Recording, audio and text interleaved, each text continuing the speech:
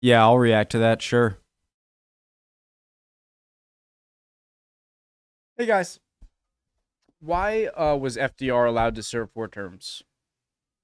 So was the is it the 22nd Amendment, I think, that limited to 2 terms? 22nd Amendment.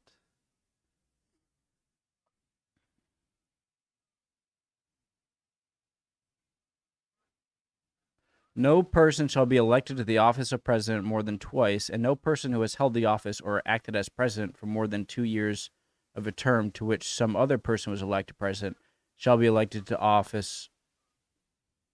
Okay, so the way I remember that, I was like 22-2, 22nd Amendment, 2 terms. But so Washington, I think, set the precedent for only staying for 2 terms, and I guess it was a sort of unwritten rule, but it wasn't until FDR to where they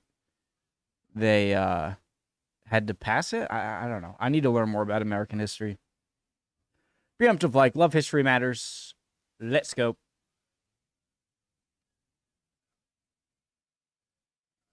Oh. Yeah. Sorry, that's my bad, guys. My bad.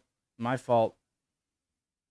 It's well known that a US president can only serve 2 terms. But as most of you watching will know, there is one very notable exception to this. Franklin Delano Roosevelt, who served 4 terms between 1933 and 1945, which was when he took the important constitutional decision to die. But given that every president before and after him had only served a maximum of 2 terms, how did the American people react to him doing this, and did anybody try to stop him? Now, the 2-term limit presidents abided by originated with George Washington, who, towards the end of his second term, realised that he hated his job and so opted not to run again. He did this not because he believed that there should be a 2-term limit, but the leaders should be willing to hand over power without fuss. And later, when it became clear that John Adams wasn't going to win a second term, some of Washington's supporters asked for him to run for a third. He said no because he was too busy being happily retired, and many Yeah, with slaves. That's true.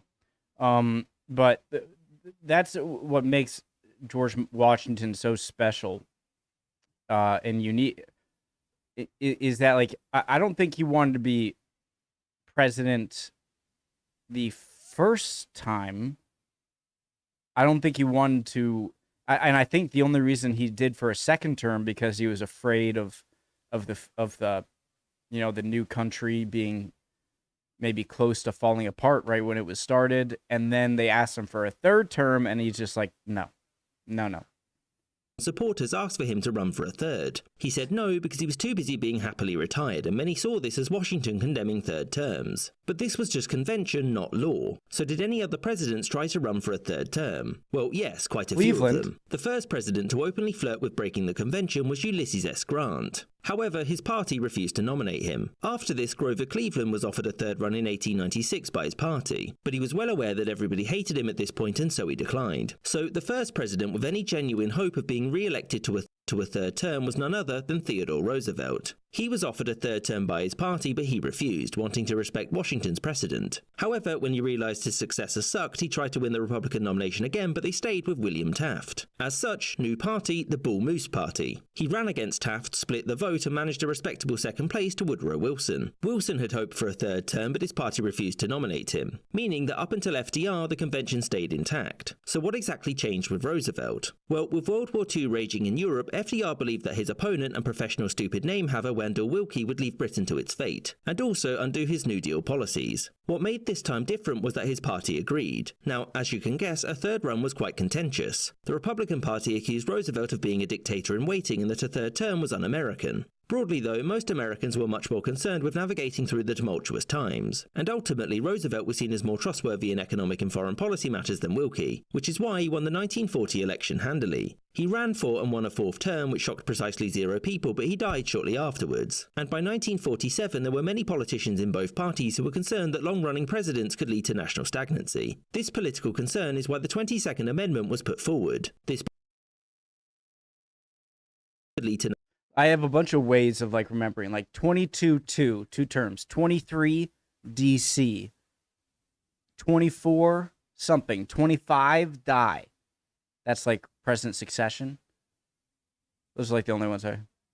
Anyways, what did that say? National stagnancy. This political concern is 22nd Amendment. No one can serve as president for more than 2 terms unless they use the vice president loophole thing where they serve for 2 terms as president, then as vice president for a new guy who then quits or dies as the VP, and you can become president again. Okay.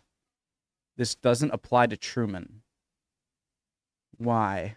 Why the 22nd Amendment was put forward. This banned presidents from...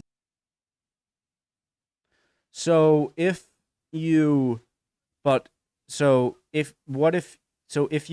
become president, like Lyndon Johnson, for example, when he took over when Kennedy was assassinated, could he then have run for 2 terms? Like the 1 year he served to finish up Kennedy, what was supposed to be Kennedy's 4-year term, I don't think counted like as a term.